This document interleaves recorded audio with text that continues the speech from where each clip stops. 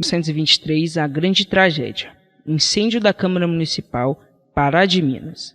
26/4/1923, 2 horas. Transcrevemos a seguir a brilhante exposição feita por um paraense pelas colunas do Diário Carioca, o jornal. Já é de domínio público que na noite de 26 de abril, último, às 2 horas da madrugada, mãos criminosas atearam fogo ao magnífico edifício da Câmara de Pará de Minas, construído há 2 anos na administração do senhor Torquato de Almeida. O governo do estado, muito solícito em apurar quais os responsáveis por este ato selvagem contra o patrimônio de tão próspero município, mandou ao local o ilustre delegado auxiliar da capital, Dr. Clóvis de Carvalho, e o competente técnico e engenheiro, Dr. Otávio Pena.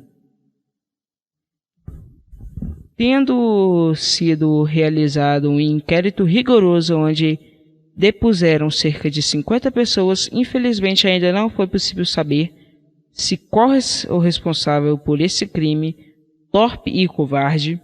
Os jornais de Minas e do Rio noticiando o fato, dito que as suspeitas recaem sobre o partido da oposição local. Este partido é chefiado pelos do Dr. José Alves, sempre ausente, Galba Veloso, médico que a acusa sem provar, o Sr. Torquato de Almeida, cujas contas, como presidente da Câmara, tiveram sempre parecer favorável dos vereadores Bernardinho Alves Ferreira de Melo, irmão do Dr. José Alves, e do vereador Major João Coutinho, ambos membros da Comissão de Finanças e chefes da oposição de Dr. Galba Veloso. Continuando, o paratêntese é o principal responsável pela tentativa de fuzilamento levada a efeito contra um rapaz, José Olímpio, moço pacato e ordeiro, que resistiu sozinho a cerca de 18 agressores capitaneados pelo Dr. Galba Veloso. O processo está parado porque não encontra juiz no município que possa presidiá-los, e isto por impedimentos legais. Ainda é o chefe do partido oposicionista do Dr. Carlos Meireles, delegado de polícia que também é entre os puritanos da oposição, tem o seu processo de crime. Parece que em andamento em Belo Horizonte é fato, porém, que uma comissão de oficiais do Exército que foi a Pará de Minas apurou que aquela autoridade, então promotor, deu um atestado falso para isentar um sorteado filho de fazendeiro rico, que seria afastado do serviço militar por ser arrimo do país. Há ainda outros chefes da oposição, mas não há necessidade de apresentá-los, com o fim de perturbar a opinião pública. Os adversários do Sr. Torquato de Almeida resolveram publicar uma série de cartas em vários jornais cariocas com as calúnias mais grosseiras e tão torpes como as incendiárias de Pará de Minas. As cartas vão sendo respondidas nos próprios jornais, onde foram escritas as calúnias, e para que o público fique inteirado de tudo que se refere a esse criminoso incêndio. É publicado esta longa exposição, a cafilha dos caluniadores e dos apaniguados resolveu, por fim, dizer que o responsável é um incansável benfeitor de Pará de Minas. Como a resposta somente isto, o partido do Sr. Torquato de Almeida conta na nova Câmara eleita há meses, com 8 vereadores. A oposição tem 2 representantes, porque um às vezes é neutro. O partido situacionista, filiado ao PRM, e que apoiou o atual governo de Minas e apoiou o governo passado, elegeu o presidente, vice-presidente e todos os outros postos em todas as comissões da atual Câmara. A oposição acaba de perder a sua última esperança com a decisão do Tribunal da Relação do Estado, que há pouco mais de 2 meses resolveu o principal caso político, a validade da eleição de São Gonçalo, favorável ao senhor Torquato de Almeida. para que a situação haveria de incendiar a Câmara. Só um louco faria tal, e só um perverso e caluniador seria capaz de dizer isto em uma carta pelos jornais. Mas ainda todos os livros da contabilidade e tesouraria da Câmara, que estava a salvo em um cofre forte, se salvará, conforme se apurou do inquérito. Eis a lista completa deles, que o senhor Torquato de Almeida pediu que constatasse da ata. Na última reunião da Câmara, feita no fórum local, na semana passada, 4 de atas das sessões da Câmara, de 1859 a 1923, 2 de leis ordinárias de 1892 a 1923, primeira, de leis orçamentais de 1898 a 1923, 3 caixas de 1904 a 1923, 4 de balancetes trimestrais e anuais, de 1902 a 1923, de atos de 1901 a 1923, de contratos de 1897 a 1923. 1 de lançamentos dos impostos de indústrias e profissões de predial em vigor, 2 de registros dos contribuintes da dívida ativa da cidade e dos distritos de registro da dívida flutuante, destino à ordem do dia das sessões da Câmara, de atos da Assembleia Municipal, o único de 1893 a 1913, 1 de termos de juramento e posse, de 1898 a 1923, 2 de receita e despesa, de 1917 a 1920, 2 de termo de arrecadações e de arrematações de bens de evento, 3 de caderno de apólices municipais e um livro de registro dos mesmos, documentos referentes ao resgate do empréstimo de 150 mil contos de réis, contraído com o Estado de Minas, em 1911. Coleção dos requerimentos despachados em 1921. Autógrafo do relatório da administração municipal referente a 1922, publicada na Folha Local de Praia de Minas. Todas as contas foram sempre aprovadas durante os 10 anos de administração que havia para ocultar. E esta a última e única palavra sobre o incêndio da Câmara. Tópicos do relatório apresentado pelo senhor Dr. Clóvis de Carvalho, ilustre delegado auxiliar, 8 dias de investigação. Transcrevemos do Minas Gerais de 25 de 5 de 1923. Enxergando, avoquei o inquérito já iniciado pelo delegado local, constante de atos de aberturas do cofre forte da Câmara, e resistirá ao fogo e de encontro com uma garrafa com a respectiva rolha e 4 paus de fósforos, com sinal de haverá sido riscado recentemente, encontrados ao lado externo da parede inferior do prédio, próximos ao último mezanino do portão do salão nobre, bem junto ao local onde o consenso geral dá como tendo sido o ponto inicial do incêndio. Dificuldades, umas sobre as outras, oriundas, algumas da agitação política e, o que é mais lamentável, do exagerado partidarismo de algumas autoridades locais.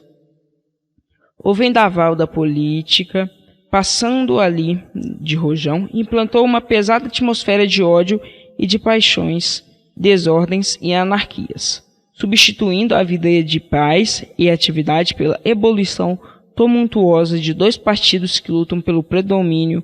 As predileções políticas não se limitam ao corpo de eleitores, mas invadem os lares e se refletem até nas relações econômicas dos habitantes.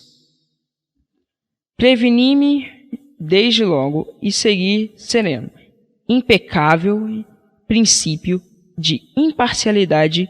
Autor ou autores cercaram a execução do delito de toda a cautela, assegurando a um tempo o êxito do desígnio criminoso e a impunidade. Da parte central do edifício, toda destruída, nada pode ser salvo, senão o cofre forte da Câmara que resistiu à ação do fogo. Graças à solicitude do Sr. José Leão, funcionário municipal que de instante a instante o refrescava com baciadas de água. Dentro desses móveis foram encontrados ilesos os principais livros da Câmara, e bem assim a quantia de 6.000 contos de tantos réis. Resto da arrecadação do mês de abril, afastadas 2 das 3 causas do incêndio, acaso e culpa. Só me resta analisar o dolo, o acaso e culpa. Só me resta analisar propositum o anômeno deliberante de cometer o crime. Deduz logicamente que o sinistro destruidor da Câmara foi o produto de uma ação dolosa.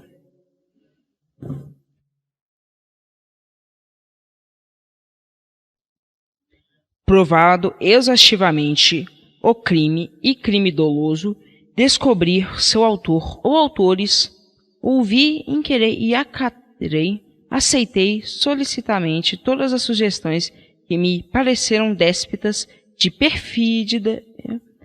Formulei várias hipóteses, deste modo, tomadas 19 depoimentos, 3 acarreações e ouvidas algumas dezenas de pessoas cujos informes não mereciam ser reduzidas a escritos.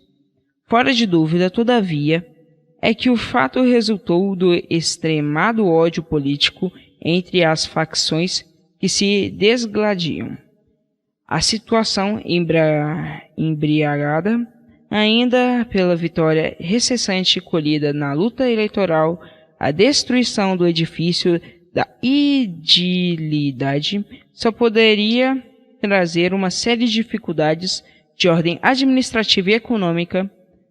Não colhem em abandono dessa versão as insinuações malsas consignadas no depoimento de algumas testemunhas, tantas quanto as ouvidas no grupo oposicionista, que o incêndio fora obra do chefe do partido situacionista, ex-presidente da Câmara durante 2 quatrínios, para assim fazer desaparecer livros viciados e documentos comprometedores de sua gestão que acusam de desonesta. E não a acolhem porque, embora a oposição o acuse como causadores de todas as desgraças públicas e particulares que têm assolado o município, o que é certo é que a lisura de sua administração está provada com a aprovação da Câmara de todas as contas, ato que mereceu o referendo do representante da oposição na Comissão de Contas, um outro argumento que pode invocar para repelir a versão que vimos de analisar e o salvamento dos principais livros da Câmara e dos valores em dinheiros cautelosamente guardados em cofre forte. Para esse fim, adquirido pelo ex-presidente da Câmara, receoso da natureza do que serve de objeto a esses autos, as testemunhas, aliás, depoimentos do procurador e secretário da Câmara fazem referência ao cuidadoso que sempre tiverá de guardar os livros principais dentro do cofre. A conclusão a tirar-se, então, é que o crime resultou da efervescência política que agita o município, mais déspito de caráter de complote. E assim, como obra isolada de um correligionário fanático, sem afeição de mandatário, sugestionada pelo meio instigado por causa de ocasionais fermentadoras de paixões de seus correligionários e o beneplácito de seu alto nefado. Rumei, portanto, as minhas investigações para esse ponto, procurando indistintamente nos grupos em luta encontrar o autor do crime. As suspeitas que surgiram em primeiro plano visaram Leopoldo Linhares, fazendeiro abastado, que tanto tem de rude como de exaltado. A quinta testemunha a declarar ter ouvido que José de Abreu e de ouvido Sabino do Amaral, que antes do sinistro Leopoldo Linhares anunciará represalias daquelas naturezas, caso seu partido perdesse os recursos eleitorais intentados.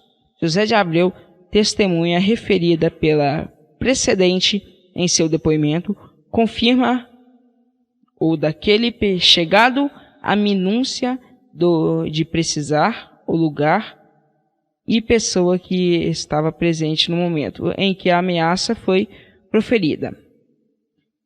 Esta pessoal é o senhor Joaquim Frederico, que, em seu depoimento, nega ter ouvido semelhante conversa, acrescentando, entretanto, que em julho do ano passado ouvirá Leopoldo Linhares fazer ameaças idênticas em casa de Ismael Lopes Cansado. Acusações tão positivas determinaram a detenção de Linhares, que ouvido contestou os depoimentos de José de Abreu e Frederico Campos, alegando suspeição contra o primeiro por ser seu inimigo pessoal. Apesar de repugnantes, nem sempre é dado à polícia desdenhar das denúncias anônimas. Em virtude disso, tive a minha atenção voltada para o indivíduo Joaquim Marinho Neto, conhecido por Quindo Neto, notável pela audácia atitude nas questões da política local e a quem murmúrios velados atribuíram a autoridade do crime.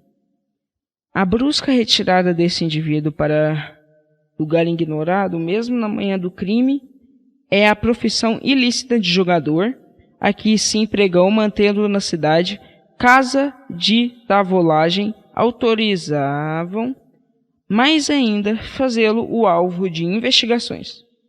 A testemunha José Duarte de Castro asseverar que em dezembro do ano passado, Quindo Neto, palestrando com seu correligionário Alexandre Abreu da Silva, deixou escapar Alexandre Abreu de Silva, ameaçando de vencer o seu partido às eleições, ainda que fosse a bala. Uma outra testemunha, João Antônio Marinho, perante do acusado, em seu depoimento, fez revelações altamente comprometedoras a Quindo Neto. Impunha-se a necessidade de serem ouvidas as pessoas referidas pelas testemunhas dadas como conhecedoras desses fatos. Inquiridas negaram terminantemente, pelo que resolvi acareá-las, procedida a acaração levada a efeito entre João Antônio Marinho e José Candido da Silva. Manteve o primeiro o seu depoimento, enquanto o segundo, se negar, tivesse conversado com o primeiro sobre o assunto. Alega, entretanto, ter sido mal compreendido por aquele, pois unicamente disserá alimentar suspeitas de terem sido Quindo Neto e o seu irmão Silvinho. Os autores do incêndio, sem nada ter afirmado de positivo, como o entendeu o seu interlocutor, concluídas deste modo as diligências que me pareceram indispensáveis, dei por terminada a minha ação naquela cidade. Encerrei o inquérito e regressei a esta capital. Antes de terminar, é com prazer que deixo registrada a dedicação revelada pelo escrivão Antônio Carneiro Vidigal e investigadores números 15 e 19, que foram infatigáveis em me auxiliar na exaustiva missão de que estava incumbido o escrivão, faça remessa dos autos do Excelentíssimo Senhor Doutor Chefe de Polícia. Belo Horizonte, 18 de maio de 1923. Clóvis de Carvalho, Delegado de Polícia. Notas diversas. 1923, 28/10. O presidente de Minas, Raul Soares, requer licença para tratamento de saúde no Rio de Janeiro. 1923, 28/10. Benjamin Guimarães Filho, da família paraense, gênio compreendedor, um dos sócios da conceituada firma Guimarães Irmãos e Cia, comerciantes estabelecidos no Rio de Janeiro, seguiu a 20 do corrente com destino à África do Sul no navio Osaka Maru, onde vai colocar vários artigos de nossa produção, como sejam tecidos, sola, etc. 1923. 16/12. Voltam às manchetes os falecimentos infantis.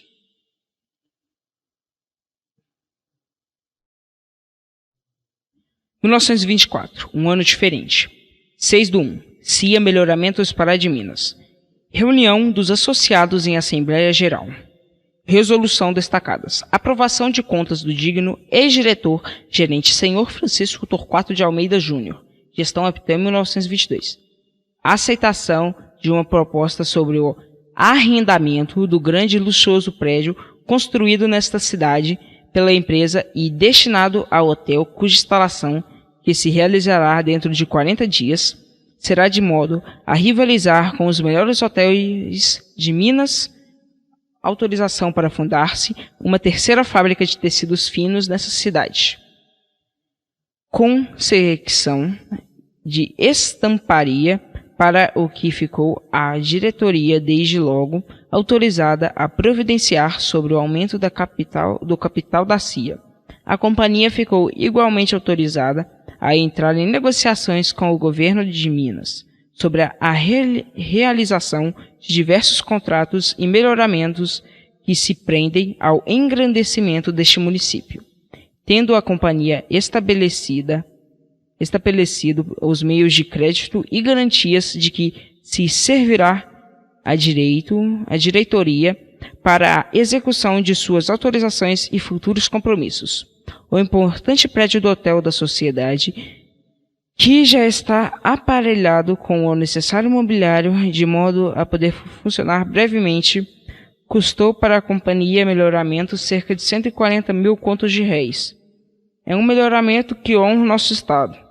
1924, 21. Foi publicado o edital de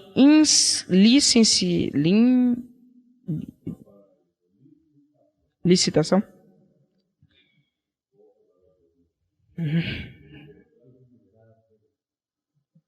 Foi publicado o edital de licitação para a construção do prédio do Centro Telefônico. 1924, 3/2. Desde ontem que está em vigor o nosso horário de EF, Oeste de Minas, que estabeleceu o seguinte regime com relação ao nosso ramal até Belo Horizonte. Partida da cidade às 6h40 da manhã e chegada a Belo Horizonte às 11 horas da manhã. Partida de volta daquela capital às 3 horas e chegada dessa cidade às 7 horas da noite.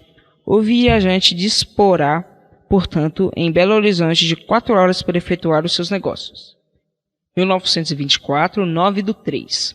O senhor Amedeu Celso Grassi venceu a concorrência para a construção do centro telefônico na Praça Padre José Pereira, conforme planta da administração municipal. 1924, 9/3. Votado e autorizado pela Câmara a construção de passeios nas ruas e praças da cidade. Acordos foram feitos entre os proprietários de residências e a municipalidade. 1924, 16/3. Importante. Esteve nessa cidade, onde veio em serviços da Secretaria da Agricultura, o distinto cavalheiro, senhor Dr. Guilherme Sepperling, que está encarregado da organização do plano para a próxima instalação de uma colônia agrícola no distrito dessa cidade, em terrenos que estão sendo arrecadados pelo Estado e pertencentes à fazenda da Ceará, compreendendo a área do povoado de Cova de Anta, atual Ascensão. A projetada colônia, um novo e importante melhoramento para o município, ficará distante da EF Paracatu, trecho de Pará de Minas e Martinho Campos, apenas 3 a 4 quilômetros. Este projeto extraordinário para o desenvolvimento definitivo das atividades agroindústrias de Pará de Minas da década de 20 foi postergado inúmeras vezes por injunções políticas oposicionistas do partido contrário à administração municipal, que não se conformaria com tal sucesso, o que anularia de vez a sua influência junto ao eleitorado paranaense. Mais uma vez, o insensato grupo de cidadãos intransigentes. Mais uma vez, o insensato grupo de cidadãos intransigentes prejudicou a comunidade por ciúmes, vaidades e orgulhos pessoais. 1924, 23/3. Expedição de ordem urgente para a conclusão das obras do Jardim Municipal na Praça Enceslau Brás, atual Praça Torquato de Almeida, onde já existe o correto e onde será em breve inaugurado o Grande Hotel. 1924, 30/3. Realizou-se a ligação telefônica entre o Rio de Janeiro, Belo Horizonte e São Paulo. Reivindicou-se a ligação entre Pará de Minas e a capital de Minas, estendendo assim as demais capitais. Seriam utilizadas os postes telegráficos da EF Oeste de Minas. Os entendimentos foram feitos com o senhor Francisco Sá, ministro da Aviação. Em 1924, 30/3, o Dr. Aristides Milton, presidente da Câmara Municipal. Aristides. 1924, 30/3, o Dr. Aristides Milton, presidente da Câmara Municipal, inaugurou o novo matadouro municipal. A construção foi feita pelos processos mais modernos, obedecendo os preceitos de higiene. 1924, 25/5, uma fábrica que obtém a medalha de ouro. A importante fábrica de manteiga nesta cidade, da qual é sócio-gerente o senhor Rosendo Augusto Ferreira, acaba de obter do Instituto Agrícola Brasileiro do Rio de Janeiro o grande prêmio Medalha de Ouro pela apresentação de sua magnífica manteiga, marca Julita. 1924, 6/7, está inaugurado o Grande Hotel, achando-se instalado em suntuoso prédio especialmente construído pela Companhia Melhoramentos Pará de Minas.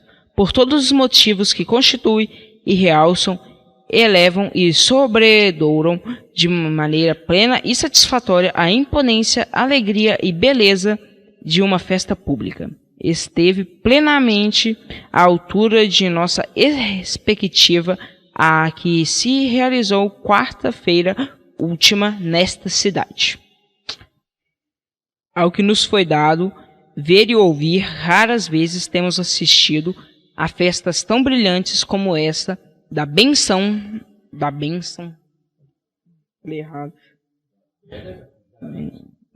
e inauguração do suntuoso edifício, especialmente construído pela CIA Melhoramentos para funcionamento do Grande Hotel. Ela é, certo, guardaremos perantemente a mais grata recordação. Mas a nota nela de alta distinção que honrou sobremodo a nossa cidade foi, não há dúvida, a vinda aqui do Dr. José de Almeida Campos Júnior, digníssimo diretor da EF Oeste de Minas, e de sua esposa representante.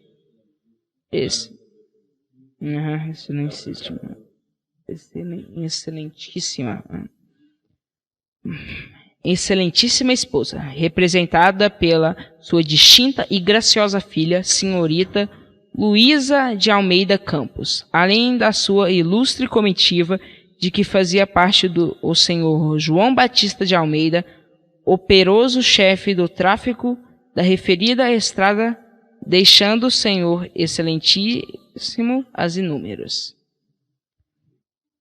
ocupações do alto e trabalhoso cargo em que, para bem do Estado e com gerais e merecidos aplausos, se tem revelado um administrador de pulso honrado, operoso e competitíssimo, é para nós paraenses um motivo de enternecido júbilo e gratidão à boa vontade e atenção que o ilustre diretor da Oeste acolheu o modesto convite que lhe foi dirigido pela diretoria da CIA Melhoramentos para paraninfar a cerimônia da benção do edifício pela mesma, levantando a praça Wenceslau Braz em frente ao Jardim Municipal, a inaugurar-se brevemente, é que ao doutor Campos não passou de certo despercebida a demonstração de simpatia que desde a penúltima visita foi feita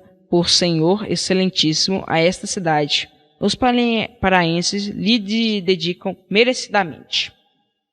E espírito grande e generoso que é sempre pronto a retribuir cavalheirescas e fidalgamente as espontâneas manifestações de estima que lhe contribuíram, é evidente que o senhor excelentíssimo, aceitando prazerosamente o convite, outra coisa não teve em mente que corresponder com gentileza fácil à justa simpatia que nós, os paraenses, lhe retribuímos. E valha a verdade.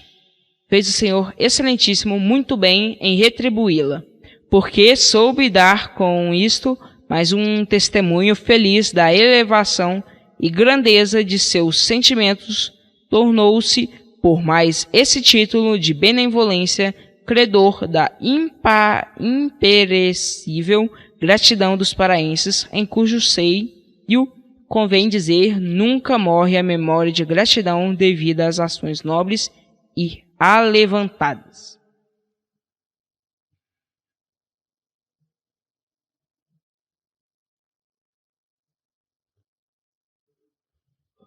A chegada do especial foi em meio de vibrantes e significativas aclamações que chegou a esta cidade o trem especial trazendo o Dr. José de Almeida Campos, Júnior, e sua ilustre e numerosa comitiva, partindo de Belo Horizonte às 11 horas do dia 2 do corrente mês. Depois de pequena demora em Soledade, o especial chegou aqui, precisamente às 15 horas, associando-se espontaneamente à grande festa do dia. Quis a população paraense, em quase totalidade, dar mais uma vez ao Dr. Almeida e à sua excelentíssima esposa o mais eloquente testemunho de sua alta e carinhosa estima. Nas proximidades da estação, em frente do qual se ergue o grande hotel, era enorme a massa popular. Na Garé, o Dr. Almeida Campos Júnior e sua comitiva foram recebidos por uma grande comissão composta dos distintos cavalheiros: Padre José Pereira Coelho, vigário da cidade, Dr. Pedro Nestor, juiz de direito, Coronel Feliciano de Abreu, vice-presidente da Câmara, e representante do senhor Aristides Milton, presidente, Coronel Bernardinho Alves Ferreira de Melo, Túlio de Melo Franco e Dr. Benedito Valadares, vereadores à Câmara Municipal, Dr. Raimundo Franzen de Lima, promotor de justiça, Dr. José Large, Dr. Murilo Salles, Coronel José Gonçalves Moreira, Coronel Manuel Ferreira Guimarães, Filho e Torquato de Almeida, diretores da CIA Melhoramentos de Ilino Amadeu Bastos, representantes da administração do Grande Hotel. A solenidade da benção do prédio. A solenidade da bênção do prédio. seguindo-se para o grande hotel, em cuja área ajardinada postará-se a Pará Euterpe. Ao chegar ali, o numeroso prestígio que levava à frente o Dr. Almeida Campos Júnior e sua comitiva foi pela dita filarmônica executado vibrante dobrado. Literalmente cheia toda a sala de entrada do edifício e outros salões do pavimento terrâneo que se apresentavam lindamente ornamentados de flores naturais. Destacavam-se dentre os presentes em lugares distintos e sob artísticos escudos de homenagem aos ilustres paraninfos, o Dr. Almeida Campos Júnior e a sua gentilíssima filha, senhorita Luzia, que desfizeram, sob estrondosa salva de palmas, o laço de fita que interceptava nas escadarias a subida ao andar superior. A seguir teve lugar a bênção de todas as peças e dependências do prédio, que foi realizada pelo reverendo Padre José Pereira Coelho, acatado vigário da cidade, sendo acolitado pelo digno sacerdote Padre Arcângelo Ordinho. Em meio da maior cordialidade e comunicativa alegria, foi oferecida aos presentes farta mesa de finos doces, vinhos e licores, tendo em meio da maior cordialidade e comunicativa alegria, foi oferecida aos presentes farta mesa de finos doces, vinhos e licores, tendo o padre José Pereira, em nome da CIA Melhoramentos, saudando em magnífico e patriótico discurso ao doutor Almeida Campos Júnior e a sua excelentíssima esposa, representada pela senhorita Luísa, bem como o doutor João Batista de Almeida, chefe de tráfego da EF Oeste de Minas, agradecendo em brilhante oração ao padre José Pereira Coelho a saudação onde lhe foi dirigida, e à sua excelentíssima esposa, o Dr. Almeida Campos Júnior, referiu-se com palavras repassadas de entusiasmo à grande iniciativa da CIA Melhoramentos, a cuja diretoria apresentou especialmente agradecimentos.